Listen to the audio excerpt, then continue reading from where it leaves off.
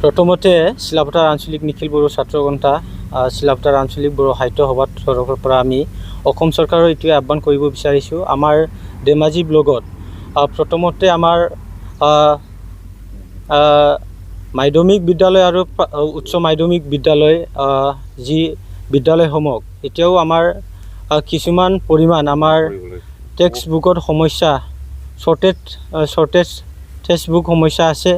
এই সমস্যাক আমি আমাৰ অসম চৰকাৰ আৰু আমাৰ অসম চৰকাৰৰ শিক্ষা বিভাগৰ আমি এইটোৱে অনুৰোধ কৰিব বিচাৰিছোঁ, আমাৰ যিখিনি শ্বৰ্টেজ টেক্সট বুক হৈ আছে এইবিলাক অতি সোনকালে আমাৰ টেক্সট বুকবিলাক আমাক বিতৰণ কৰিব লাগে, আমাৰ স্কুলসমূহক দিব লাগে। আমাৰ ছাত্ৰ ছাত্ৰীৰ এই সমস্যাবিলাক অসম চৰকাৰ বা অসম চৰকাৰৰ শিক্ষা বিভাগে সমাধান কৰি দিব লাগে বুলি আমি নিখিল বড়ো ছাত্ৰ সন্থা আৰু বড়ো সাহিত্য সভাৰ তৰফৰ পৰা অনুৰোধ জনাইছোঁ।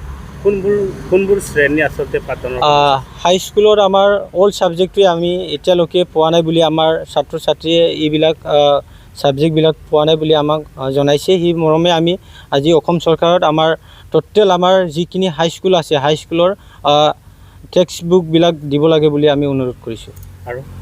আৰু মাধ্যমিক বিদ্যালয়ত যেনেকুৱা ক্লাছ 6 ক্লাছ 7ত ইয়াত মেথছৰ সমস্যা আছে, তাৰপিছত ইংলিছতো সমস্যা আছে। এইবিলাক ছাবজেক্টবিলাকো দিব লাগে বুলি আমি অনুৰোধ জনাইছোঁ। পাঠদান কৰিব পাৰিছেনে নহ'লে এইবোৰ ছাবজেক্ট?